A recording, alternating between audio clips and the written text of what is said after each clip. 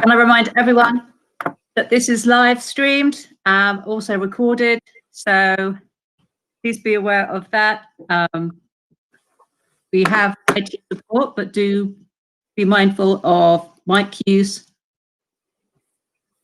and, anyone running around behind you, but it all looks good. Thank you.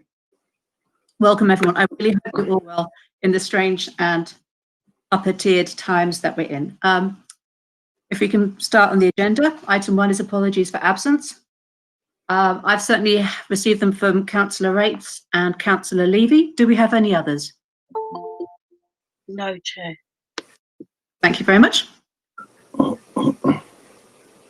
Item 2, declarations of interest. You've seen the agenda. Do we need to declare anything else? Members? I see no indication. Thank you very much. Item 3, minutes of the previous meeting. Now we need to approve them, but we have had one tweak. Rabia, do you want to talk us through it? Yes. Councillor Bell has asked that his views be recorded regarding the 10, so we're just going to include a sentence that says Councillor Bell was of the view that having a 10 does not exempt the applicant from any planning law requirements. So if we could agree the minutes subject to this amendment. Yeah, sure. Do you put in that like a sentence about response? And yes, I could include the legal response. And the legal response, which also confirms that. Lovely. Councillor Potter, you indicated? Yes, can you also add that I did actually give my apologies for the meeting. I was thinking I was going to be joining you late, but the meeting was quite short, I think. So you did put that in, Councillor Potter. Thank you. Councillor Stopps, you indicating? Yes, can I just ask that we promulgate what we discovered, or at least what we appeared to have discovered about planning permission and TENS, because I think there is some misunderstanding amongst certainly councillors that there is somehow a get out of jail free card if you have a TENS. You also need planning permission to hold events, and so it doesn't just sort of give you a complete carte blanche to do what you want. And I think it's important that we make sure that people that are in various positions and councillors know this. Indeed. It's in the minutes. This is somehow something that just we can try and get it in there. I don't know where you put it. Just raising it, isn't it? Excuse for raising. I mean, it is an important point, but maybe it would come from our, and also it is an issue with us as councillors, and that we don't get informed of TENS applications. We just get informed of license changes, once established, and it's that finding a process that TENS applications are circulated, and also that councillors are made aware of this. That's probably an ask to our licensing officers. What do you think, Jerry?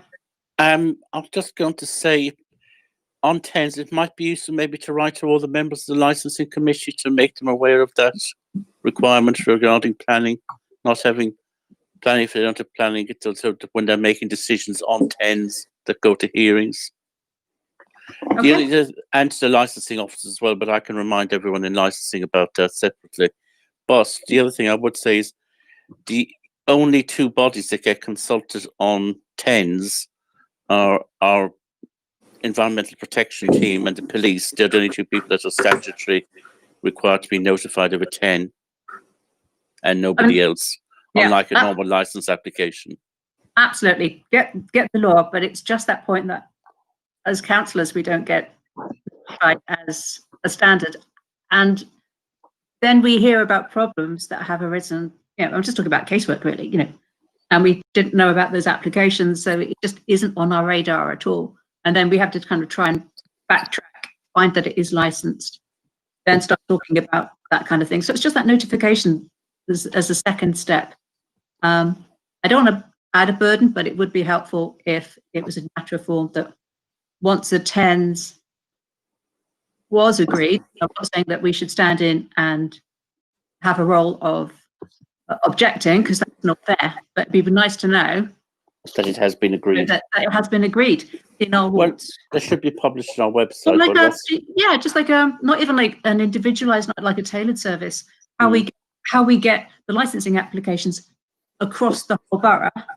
Can we not have 10 applications agreed across the whole borough, and then we can just flick down and pick out ours? That would be I'm handy. sure there's no reason why that can't happen. Leave it with me. I leave it to you, Jerry. Thank you very much. Alrighty. Minutes.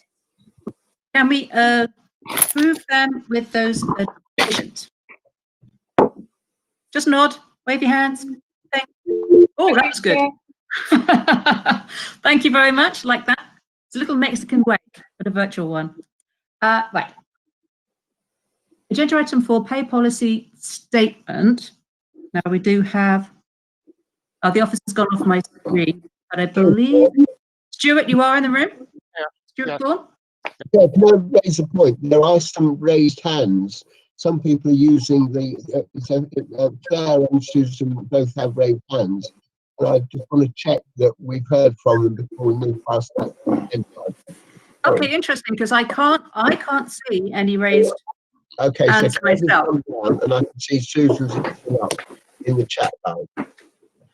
Chat. And on the screen, actually. Hang on, as a raised hand. Yeah, there's a raised hand in front of Susan's face. Oh, For me, yeah, okay, that's interesting. Because Thanks, Chair. I'll lower it. I raised it because of the licensing when you were asking Jerry to inform the councillors. I was going to say if there's no requirement to consult, but you have come back and explain exactly what you wanted is after it has been agreed rather than consulting. Thanks. yeah. If we want to take out that, we haven't got a right to consultation, but okay, alrighty, thank you. And I can now see other people, but I can't see any other raised hands. Anyone are missing? No? Thank you, Councillor Snell, sorry about that. Councillor Jan Thomas. Right. Now moving to item 4. We do have Stuart Thorne to introduce the report. Stuart. Thank you. Thank you, Chair. Pay policy statement is an external requirement which stems from the Localism Act 2011 in respect to the council. Its aim is to enhance accountability, transparency, and also fairness in the setting of pay. The document looks at particular areas around the remuneration of chief officers and also compares that to the lowest paid employees. It also details the process for chief officers' pay and chief officers' remuneration. In drawing your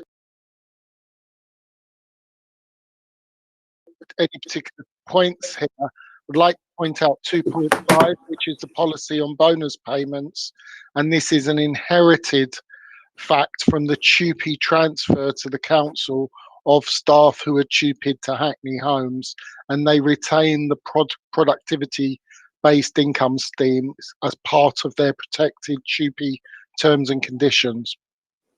The policy also goes on to refer to other processes in terms of chief officers. So, for example, redundancy, flexible retirement, and also arrangement, the council's position in the arrangement to minimise tax avoidance. Once this has been agreed, I understand, you'll see detailed in 3.3 the pay multiples.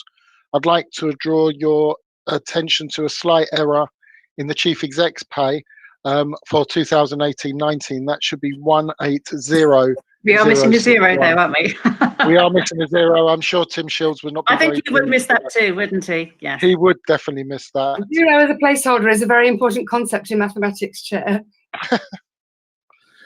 So this explains the ratio in terms of that.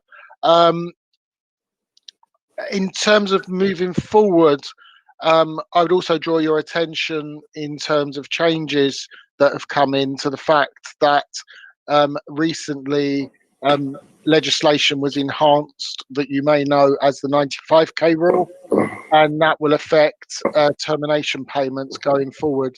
There are other planned changes by the Ministry of Communities, Housing and Local Governments relating to capping redundancy payments, which would affect chief officers, but that at this stage is still open to consultation, and we do not anticipate having any final decision until February. Okay, Thank you.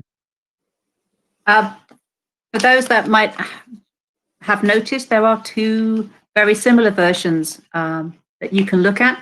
Just to say that the second one is the most complete. The only difference is a comment, like paragraph 5, I believe. Yeah, Rabia, just kind of slightly more fleshed out. But that is the only difference. And it isn't. Yeah, it is a recommendation, and we can make a recommendation to accept that. So, colleagues, are we minded to recommend it? Agreed. Lovely, thank you very much. Thank you, Stuart. Okay, if I leave the meeting now, thank you very much. Yes, yeah, that is appreciated. You may. Thanks very much. You're very welcome to stay, Stuart. Just, I don't want them to feel like unwelcome or anything. Right, so moving on. Agenda item 5, annual enforcement and environmental protection service delivery plans. Now, everyone should have the papers, so you can see them. You've got Jerry McCarthy. Please, may you introduce your report? Thank you, Councillor. Good evening, everyone. Hi, Jerry. I know Councillor Potter has asked for a bit more detail than I was intending to give on all of this, but I'll have a quick run through and I'll try and be as brief as I can on this, and I'm happy to take any questions any of the council members of the committee have after I've got this. So, at the request of councillors of this committee last year, both of these service plans have gone into one report, which was a request from Councillor Snell and a couple of other members of the committee, because both enforcement and environmental protection deal with noise. The enforcement team deals with residential noise, and the environmental protection team deals with commercial noise. And it was best that both of these service plans are put into one report rather than having it in two separate reports and two going to the committee at different times.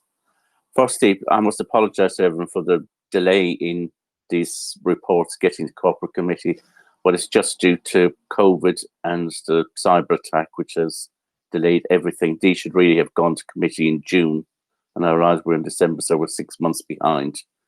In case anyone was wondering why they haven't got to committee before now, but the intention was they would go in June, but with COVID and everything else, it just hasn't been feasible to get these to committee sooner, and the cyber attack hasn't helped because since October we've lost our database, which means that we have no access currently to historical data, which is affecting how all the services operate. So very quickly, paragraph 1 is the introduction of the plans, the report service. So the enforcement service plans shows the objectives, sets out the objectives of the service. And obviously under paragraph 1.3, we still deal with a lot of enforcement issues, including highway obstructions, A-balls, littering, fly tipping. And obviously it's a wide range of enforcement because it deals with environmental enforcement, also deals with residential noise, and it also deals with antisocial behaviour issues. Environmental protection in the main deals with commercial noise, odours, artificial light nuisance, and construction noise, and dealing with providing comments on planning applications and temporary event notices, as we have referred to earlier on. So I won't go into the background of the service because this members of the committee would know this already. That's paragraph 4. And then under paragraph 4.07, which is page 4 of the report, not sure if the page numbers are showing. I don't think we have page numbers. I don't. Well, if I go to paragraph numbers, then it's easier. The paragraph numbers help. Thank you very much. So paragraph 4.07, you will see what the functions of the enforcement service are, all the issues they cover, which are all pretty clear cut. And then paragraph 4.08 is that shows that both enforcement and environmental protection are responsible for staffing the out-of-hours noise service, which is Thursday, Friday, Saturday, Sunday. And obviously, at various times, it can get incredibly busy. And obviously, depending on what's going on, it may take a long time to get to a visit, or we may not be able to visit all calls we receive in the night, which has happened over the summer, which I will come to later. And obviously, if we're dealing with something like a rave in Hackney Marshes or somewhere like that, it will take up all the resources we have, which means that other calls will not be dealt with because we're dealing with a high priority issue. And sort of the other thing I want to first paragraph 4.12 is what the activities of environmental protection officers in dealing with commercial licensed premises. So a lot of any issues associated with those are directed through the weekly tasking to ensure that any inspections and engagement are coordinated. And obviously officers work closely with licensing and involved in all consultations and applications. And obviously both services, we need to balance the needs of the residents against businesses for things to operate. So under paragraph 4.14, that's just the impact of coronavirus on the service, which shows that for the first few months of the year, complaints literally jumped through the roof. And you see in paragraph 4.15, for example, in April, May, and June, number of service requests received increased by 79%, 110%, and 111%, respectively, which did put a huge burden on the service for all this time, for the first few months of the year. From August onwards, it did go down slightly. August was busy as well, but not compared to previous August. It was only slightly up. September for the first 2 weeks was up as well, but nothing in what we did. But what to deal with, we were getting, say, on a Saturday night, we could get 67 service requests, which we wouldn't normally get on a busy Saturday night. Same thing would happen Friday. So we could have up to 6 people just dealing with responding to the complaints. But one of the things we did is we increased the sort of from 1 to 2 people who were triaging the calls when they came in. And sometimes we had 3 teams of 2 people out dealing with calls. It was just that busy over the summer. What we did as well was we got some additional members of staff from redeployment to help out with sort of dealing with the admin associated with all the work that this created. So that has helped us as well. And we did manage to get a previous member of staff who worked the team previously. She came back and she's still with us, which has been really, really helpful. So as you can see, the volume of calls did go up. We still provided the service every weekend despite coronavirus from Thursday, Friday, Saturday, Sunday from March up until now without any, and there has been a few issues, I won't deny that, but there's been nothing major. We have been able to run the service without any difficulty. But obviously, since October, the cyber attack has affected us.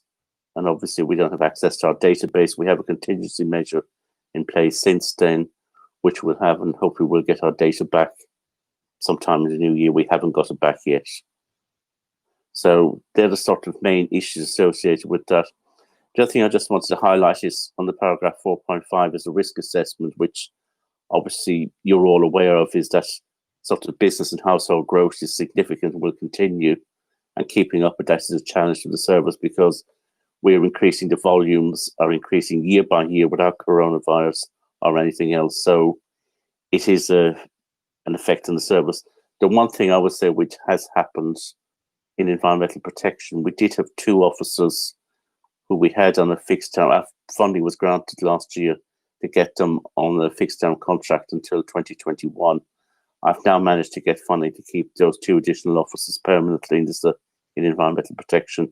So that actually will help with our response to service requests, TENS, licensing applications, planning applications. So it is an actually increase in growth in the team, which is very welcome. But obviously, it is still not enough to deal with the demand on the service. For our fixed penalty notices under, say, 4.5.4, we have a mobile ICT solution which we use for that. That actually hasn't been affected by the cyber attack at all. So we're still able to continue to issue fixed penalty notices. So I'm sure some people would be unhappy about that. Some people will be happy. So that hasn't been affected because it's a cloud-based system. So that hasn't been an issue. Obviously, paragraph 4.5.5, which is resource deployment, we still have had a visible presence on the street, dealing with all high priority issues. So, and obviously, as everyone knows, this year has been really significant. If I sort of go to paragraph 4.5.7, so public space ASB in parks has been a huge problem this year. And the other sort of two things really we've sort of had to go to is we've got two injunctions in the High Court this year, one for Hackney Marshals for unlicensed music events, which have been a huge problem in Hackney all over the summer. That was granted in June for a period of 12 months. We did apply for a further injunction for London Fields to ban alcohol, amongst other things. We did get a temporary ban for alcohol, but then we got a injunction which expired at the end of 10th of October. It expired for unlicensed music events, public urination, ASB, and other issues as well. In paragraphs 4.5 and 10, I've just showed how we've updated our noise system, and the noise web page is due for an overhaul. It's being done at the moment, and that should be done hopefully in the new year. The other thing to do with environmental enforcement is paragraph 4.513, which shows the increase in fixed penalty notices, and obviously that has increased significantly, and that's due to increased productivity and the introduction of mobile technology, because officers can issue the fixed penalty notice when they're out and about. They don't need to come back to the office and go through information, so they can do that, and officers have the discretion. It's in our enforcement policy, even for a first-time offence, whether to issue a fixed penalty notice. The only time we wouldn't do it in terms of a highway obstruction, e.g. an A board, where we know where there is a separate policy in that, where our policy is to firstly give them a warning, then serve a highway obstruction notice, and then serve an FPN. So they're the sort of main issues on that. So I didn't intend to go through either the enforcement service plan or the environmental protection, but I'm happy to take any question members might have. Okay, colleagues? I can see Councillor Snell. You okay to unmute yourself? Lovely, thank you. Thank you, Chair. Something I just don't understand on the report, and then a couple of follow-up questions, if I can, please. So, You're very quiet, Peter. Yeah, just say it as loud as you can. Okay, now I need to keep my face straight. Please do, as close as you can. So, if you go to clause 5, on the facing page, there is a table, and I don't think I necessarily understand it, because in the written version I've got, some of the squares are greyed out, but some of the ones that are greyed out still have figures in them. So if you're able to explain that to us, Jerry, that would be very helpful. Sorry, Councillor, can I just, Councillor Snell, ask what paragraph you're at, so I can... Well, I haven't got page Paragraph 5. Here. Yeah, paragraph 5, and then It is the facing page before paragraph 5. is it? Oh, it's that one, yeah. Yeah, That's page it's one. actually under 4.5.13, so it's the table under that. Yes, as I say, the issue was why are some squares greyed out? Does that mean the figure wasn't collected for that year? It didn't particularly make Yes, what's interesting with the different shading? What's with Right, the so the ones, if people are reading the report on the screen or whatever, will show that some are in green and some are grey. I'm looking. So the green bars are the ones that have been issued through the mobile technology, and the one in paper, the other one in grey, have been issued using paper. So since 2017-18, we have considerably reduced the numbers of FPNs we've served by paper and increased the ones with mobile. For example, in 2017-18, we served 716 paper FPNs, but going back to 2019, we only served 203. Whereas we've increased the numbers on mobile from 416 up to 2019, those corresponding years. Thank you. That's very reassuring, and I'm glad I understand it now. So the couple of questions are, one first came to my attention when I looked a minute to the last meeting, which a question was asked there about the decline in dog fouling notices. And for any of us who attend residents' meetings of all types, dog fouling comes up absolutely regularly. And certainly we've had your officers before come to one of my TRA meetings and were incredibly reassuring, and in fact nicked someone on the way to the meeting. So they really were good. I'm hoping that that capability has not been somehow lost by becoming a general service, rather than ensuring that we do have someone who's absolutely on top of it, because it comes up time and time again. You know, do notices attract dog poo, or do they actually discourage it, etc., etc. So I just hope that we haven't lost a dedicated capability in that area. The second question, and I know this through a mutual friend of ours who we've both worked with over the years, is that I know that some of your officers, and obviously we support it, are being redeployed to support the work around COVID. And I think that's absolutely fantastic, because I think it's very sad if public health gets lost under the pressure of enforcement. So that's absolutely excellent. But what I'm not seeing here in the prediction for the year ahead is what that impact would be on your mainstream services. Are you able to backfill for those secondments? I mean, obviously, we as councillors fully support them. And it's great that you're able to get behind the effort to defeat this horrible illness. But can you just talk us through that? Thank you. Firstly, we still have the capability to issue fixed penalty notices for dog fouling. I have to say the number of requests we get has gone down, so we're not getting as many as we used to. I know it probably is a very hot topic for councillors at meetings, because I'm sure this, from my experience, is one of the top 3 issues people complain about. And so that capability is still there. Secondly, in relation to Covert, I was going to come on to that under the business regulation report. So if I can hold fire on that until... Hold on that and save it in the next one. Okay, Councillor Snell, you okay with that? Lovely.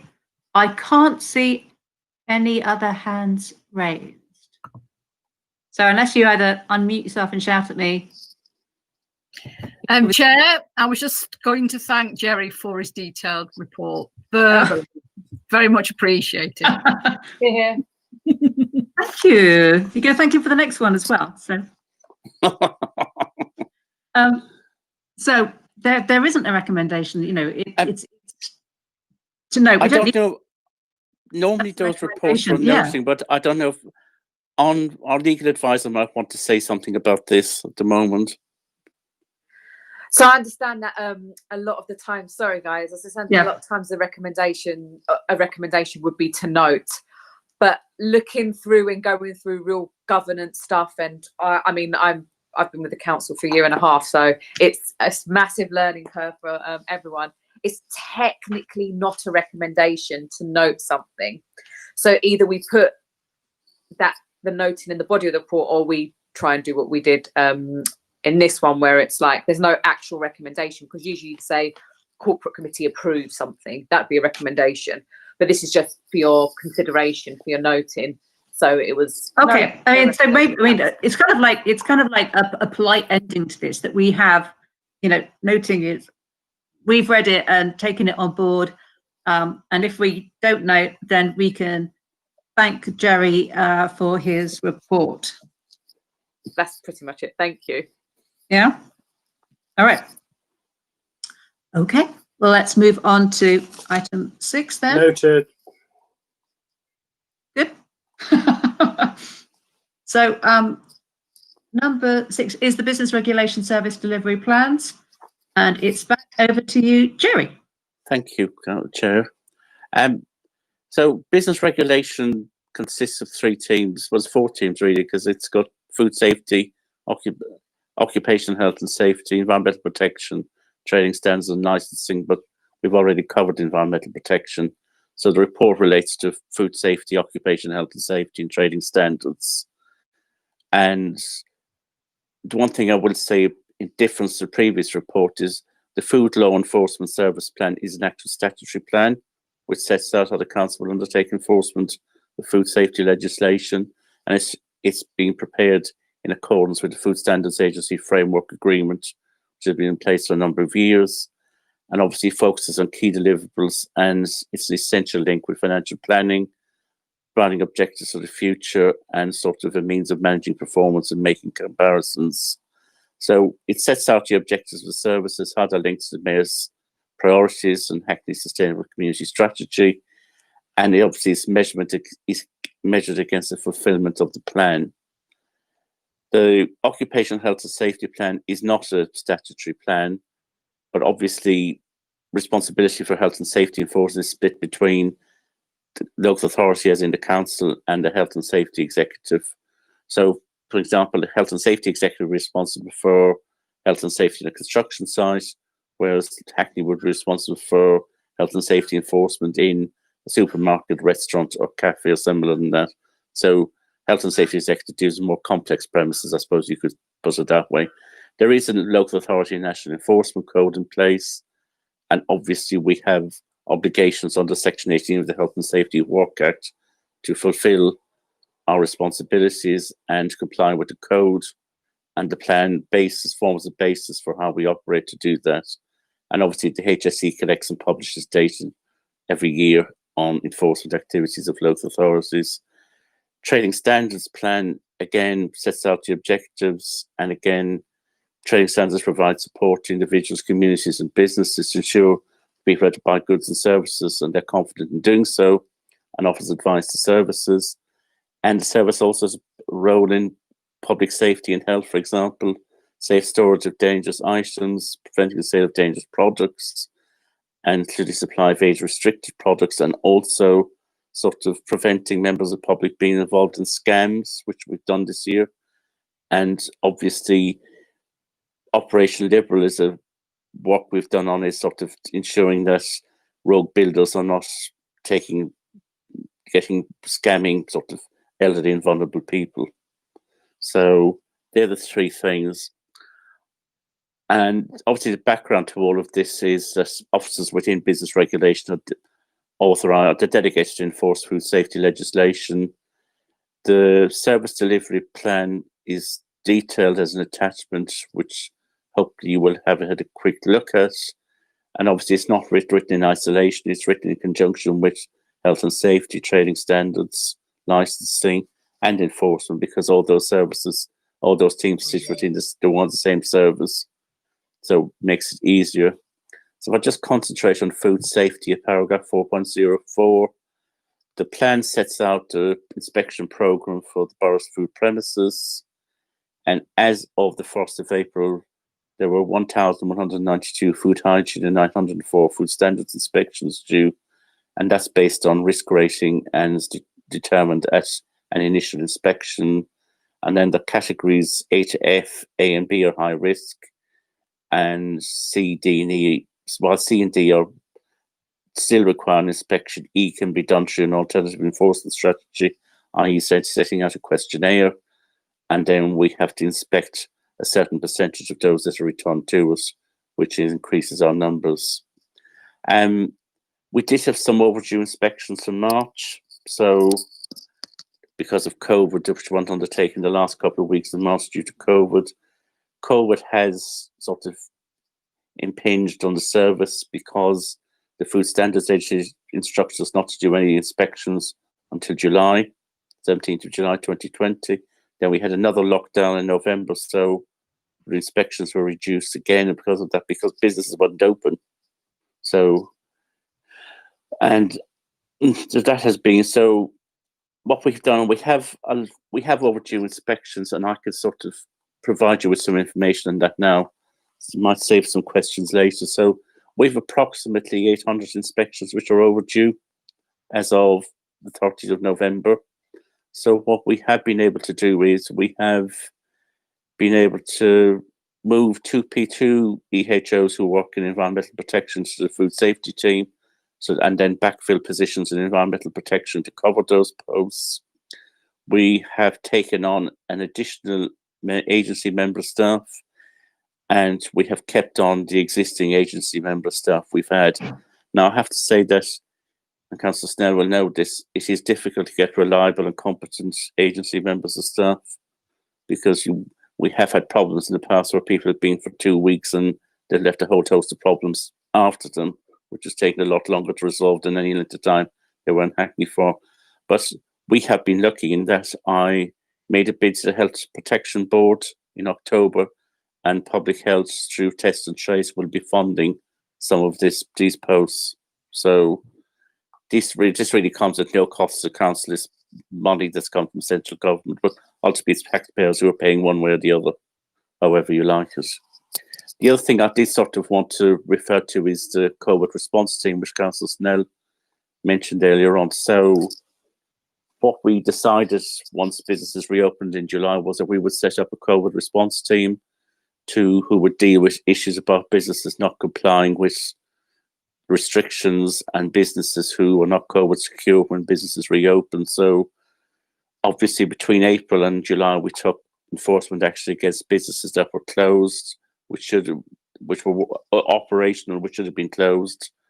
And we had good compliance with that. And then from July onwards, our focus was on ensuring businesses are COVID secure, to ensure that risk assessments had minimum numbers of tables, issues like table service only, paying by card, sorts of groups of 6, that places had a QR code and they were scanning the QR code and had a separate means of doing that in case the QR code wasn't working. So there was a lot of work that the team have done on that. During the second lockdown, for example, a lot of the work we did was we did visits to gyms and fitness studios which were open in breach of the regulations, so they would have got served with prohibition notices, even though and I'm sure you've seen that case in Haringey about the gym owner who ended up being fined 76,000 because he didn't comply. So fortunately we did have that. We did have a craft shop which we gave advice to and then continued to operate. So they got served with a prohibition notice, and they have actually got a fixed penalty notice for failing to comply with that. And we have a number of other sort of retail shops which should have been closed during the second lockdown, which weren't. But just to give you some sort of metrics in all of this, we've done, between July and the end of November, we've undertaken roughly 1,900 visits to businesses for compliance. We've served about 45 warning notices, issued 20 prohibition notices and 1 fixed penalty notice. But what we did as a service was, in 2 weeks in October, anyone who had an enforcement background was out visiting premises to ensure that, just to get information to sort of rag rate the businesses. So we inspected about 1,400 businesses to rag rate them, whether they're red, green or amber. Then the COVID response team would take more detailed action on the ones that were red in particular, to ensure that they were complying. But having said that, compliance was quite good. Generally, bars were actually the highest level of compliance. Restaurants were not as good. So that is something to sort of have a think about. So that's just going through COVID, and saying that we have a backlog of inspections, we have a plan to deal with them. And obviously we'll deal with the category F inspections, which are the very lowest at the same time. Now, the one thing I did want to bring your attention to in the food service delivery plan is Annex 1, because there is a lot of advice and stuff dealing with sort of various complaints and referrals that we would normally do. But due to COVID, it will not be possible for us to do that work if members are minded to approve the service plan. I just wanted to bring that to everyone's attention, so that you're aware of this if you have any questions on that. But so members need to be mindful of that, because if you agree to approve this, then obviously we have to let the Food Standards Agency know that the plan has been agreed, and they will need to see minutes to show there's an audit trail that this has been approved, and they have asked for this every year for the past few years. So I just want to bring that to your attention. In terms of health and safety, under paragraph 4.13, that's more or less straightforward. Officers have enforcement powers they can use, including powers to close, put a prohibition notice on the premises if there's a serious breach of health and safety. That can be done automatically. And obviously, we don't have a high level of premises to visit this year, so which is good. But I'm going to say for the current, for this year, we have no high-risk premises that need an inspection. And if there are any projects that are done by Health and Safety London-wide, we will get involved with those as well. Trading standards is paragraph 4.17, and obviously I've already alluded to safe storage of dangerous items, things like that. They also deal with fair trading, obviously, to ensure businesses comply with legislation to protect consumers. And obviously, they do a variety of inspections as well, which they're meant to do, including animal feed inspections. And other than that, I sort of didn't really want to say a lot more unless members have questions. Okay, thank you, Jerry. Councillor Potter still has her hand up. Councillor Potter, is that still hanging over from the last item? Yes, Chair. Thank you for that. Okay. Yeah. I thought you were just kind of like getting one in early for this item. No, you good? Okay, lovely. Councillor Snell. Thank you, Jerry. And you put the reports together, and I still get A bit louder. You're a bit muffled. Please. Okay. Speakers down if I come higher. I don't know. So thank you very much. You've combined the two reports, and I'm still getting confused which is where stuff is. So great reports, Jerry. Well done. Interestingly, you know, as a member of the licensing committee, I've been following with interest the rules and trying to understand the rules. And we had the good fortune, we've got a very good pub watch group here in Dalston.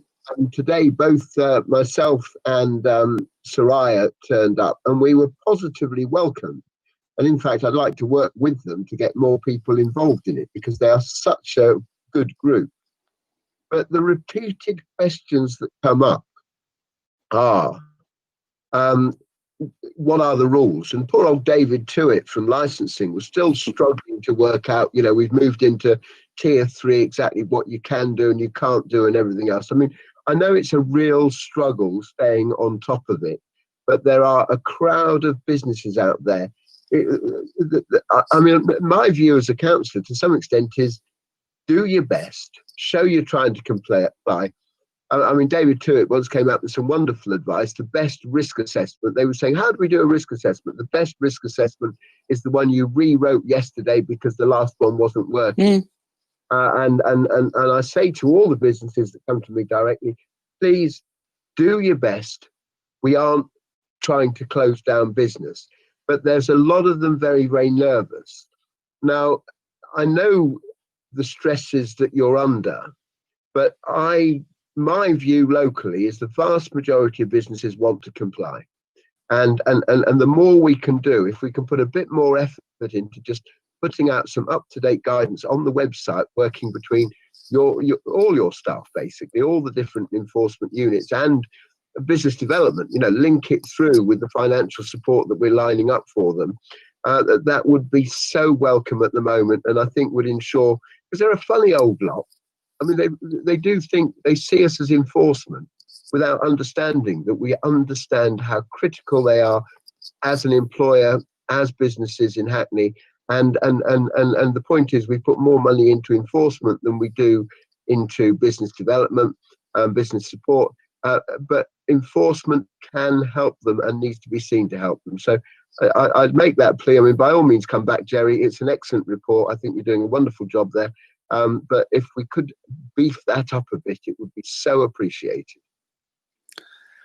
Thank you, Councillor Snell. Yeah, there is information on the business pages of the website about what is allowed to open at the moment and what isn't, and what businesses would take away in the times they've done. But we have put a number of items into the Hackney Business newsletter. So that we've done this 2, 3, 4 times we've done it, about the restrictions, what they mean. So we have done all this in the past. And I did the Hackney Business, I went to a business forum meeting last week where I gave a presentation on the new restrictions and what they mean. I'm quite happy to share that with all of you if that's of any help, sort of going forward. I mean, so I haven't gone into the regulations in any great detail because the tiered regulations are 75 pages alone. Everyone would be bored to death reading them. No one wants. It's just if people have specific queries, we will deal with them. But we have sort of greater powers now under these regulations because we can serve, similar to the Health and Safety Work Act, we can serve improvement notice, and we can serve an immediate prohibition notice on a business that's not operating COVID secure. And I know officers this week or business will not necessarily be happy with this, but there are a number of places that were pubs, clubs, which changed their use to a business, to a restaurant in July, and they're still not COVID secure. And we are going to serve some improvement notices on them because people are not complying with the regulations or requirements. And they're not that difficult ultimately. I mean, say you have to have a risk assessment if you have 5 or more employees, and if you're serving food, you have to have table service only. It's not difficult. So I find this, and there is the other thing as well. UK Hospitality has a lot of useful information on their websites, and they have a lot of FAQs. But I will speak. I'm seeing we have a discussion with the team on Tuesday, and I'll see what else more we can put on our website. And I know Olga Vandenberg in business team, she has done a huge amount of work with that and with the grants. And I don't deny the business about the grants must be incredibly confusing because there's so many grants. I think if I was running a business, I wouldn't know where to start, even with all the, because there's 3 or 4 grants on the go at the moment, and it's not easy to work around it. No, thank you. Thank you, Jerry. Okay, thank you. See the nod there. I have Councillor Fitzgerald Thomas with a raised hand. Well, no, thank you, Chair. Just to add to what Jerry said, just this afternoon, was it this afternoon, this morning? Thanks very much for your, we were talking about wanting something to share with colleagues and looking at this one-page enforcement from the police. So, Jerry, can I suggest we work with Olga, the business people, with yourself, and have something like a 2-page maximum Yes, to share with members. And I can share that NHS guidance, which you were going to share that, Councillor John Thomas, with all the members anyway, wouldn't you? I was going to share that, but it comes in PDF, and there is this bit about the police that I don't need to share. I wasn't able to separate them, but I'll work with you on it. Thanks very much. Okay, no problem. Okay, thank you. Anybody else? Just looking around. Any indicators? I can't see anybody. Alrighty, well look, this one does have a recommendation because of the first appendix, the Food Law Enforcement Service Plan. That does need to be approved. And then the rest, I'm going to say note because I'm not sure what other word I can use. So when we approve the Food Law Enforcement Service Plan, taking on board what Jerry's saying with the difficulties of us in this time and the impact on service, but this is our plan, and I know it's going to, and it's to the best they can to fulfill this, and we're complying with our legal duty. So are we okay to approve the enforcement, the Food Law Enforcement Service Plan? Approved. Approved. Lovely, thank you very much. Approved. Thank you. And we note the other two. Jerry, thank you. I don't think there are any other questions to you. Thank you. Lovely. Mind you, you do feature quite heavily in our work plan, don't you? I was wondering if you want to discuss that now. I mean, I haven't got, the thing is, everyone, what can come before us has changed, not just because of the COVID, but also the cyber attack. We have been attacked on both sides by a virus and virtually. So, lots of C words here. So it's, this is the as much as we can keep our regular work plan, keep complying with obviously our legal requirements. So we just note our work plan, but we also note that it is slightly more flexible than usual this year. So is that okay? Can we note that? Lovely. I'm taking that as a yes. Great. Noted. Okay, final item number 8, any other business? Now, it's not urgent, but a matter has been raised with me, and I am happy to call that. So, Councillor Stocks, you wish to bring something to the committee? Yep. Yeah, one of the more obscure things that we do, or the council does, is try to keep traffic moving. And it licenses skips on bus lanes, and it allows structures to prop up their houses with the wooden scaffolding, etc., in bus lanes. And these things have gone on for I think more than a year in the second, and about 6 months in the first instance. So this skip that people know about 24/7, even when they weren't working, was delaying what literally must be thousands of people. Now, I don't want to at this stage criticize or what have you officers, because I don't know the rules, and I don't know how reasonable we have to be. But I think there's been these 2 occasions that have been so disruptive to bus passengers that we ought to go there and say, hey, what's the regulations all about, and are we applying them in a reasonable fashion or not? Thank you. Thank you. So, Councillor Snell. Thank you, Chair. I fully support this. I mean, the instances that Vincent refers to are in his ward, but they had a massive impact on anyone using Graham Road and in particular bus routes. There have to be. We seem to get creep on this. We talk about permitted use of pavements, and then suddenly officers seem to think that what we think is the maximum spread is the permitted spread.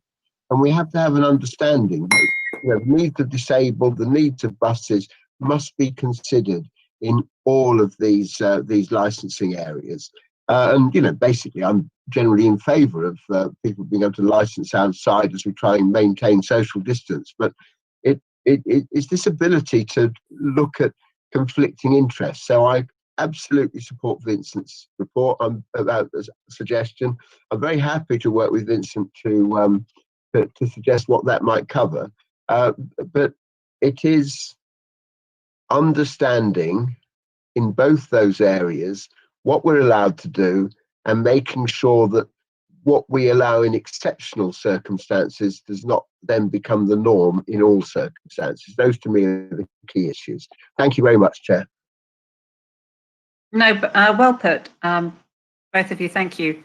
As officers know, we really have waved the flag to keep highways as well as byways and pavements clear, and it's the roads as well. We need them, particularly bus lanes cleared. And it did seem like this example is a failure of a holistic approach by us, that we do have, it feels like some common sense, but a real political will to keep bus lanes moving.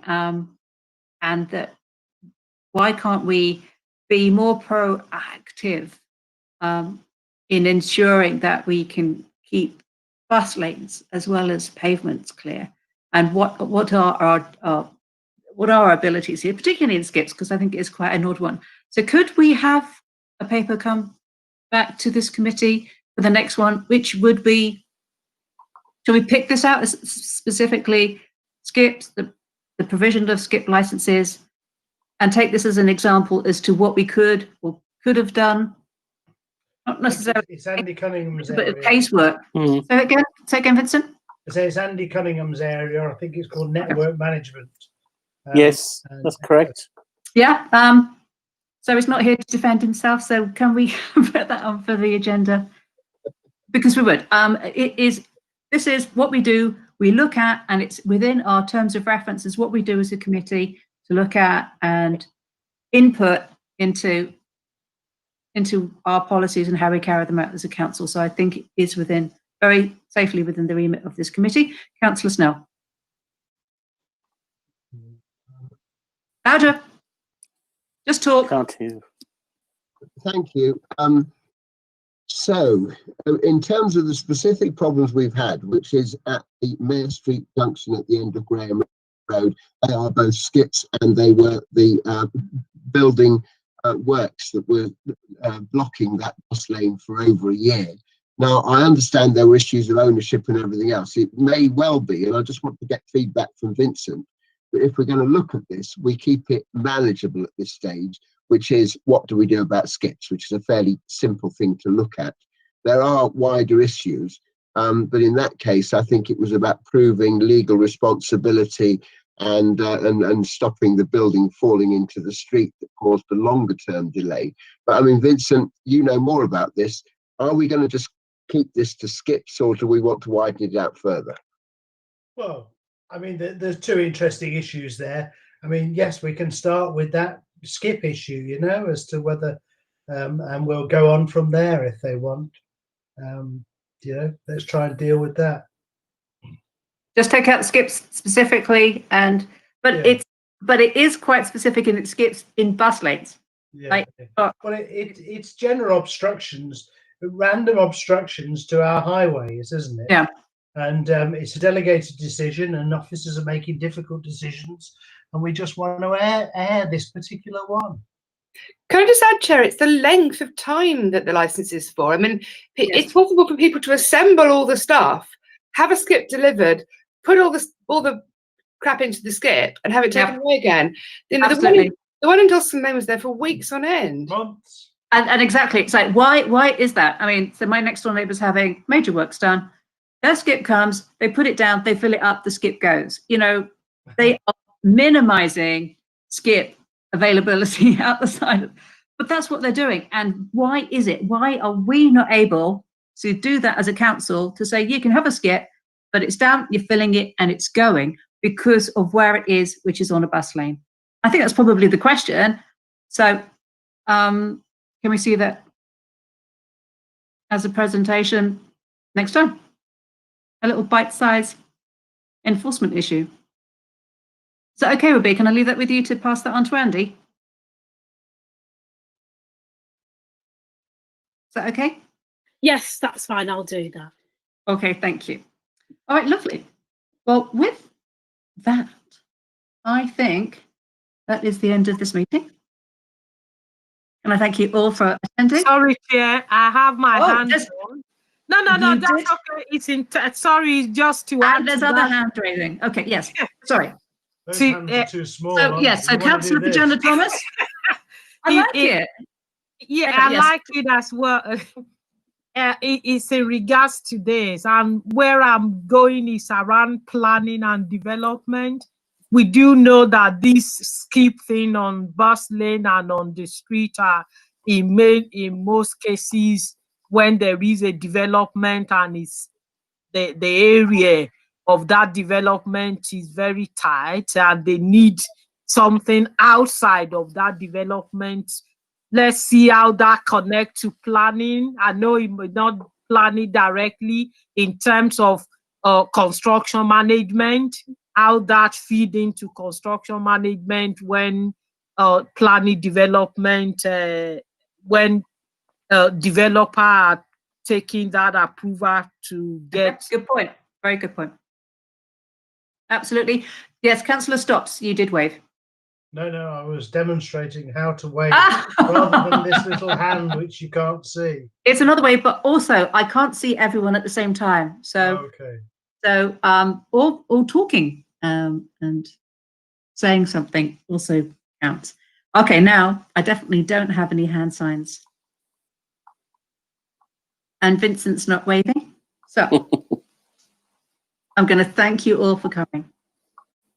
And I'm going to thank the officers. Really, guys, you've been great. And on behalf of the committee, we thank you all for your hard work. Right, and this year has been mad. So thank you so much. Have a lovely break. Any kind of celebrations that you're having with yourself?